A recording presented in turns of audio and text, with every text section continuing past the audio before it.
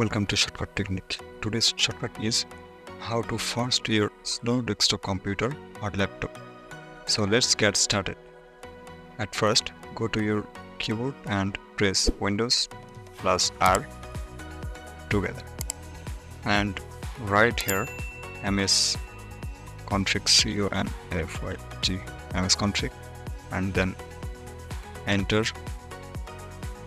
Go to boot menu and select advanced option and check number of processor box and select 4 and then OK, apply, OK, and then restart your computer.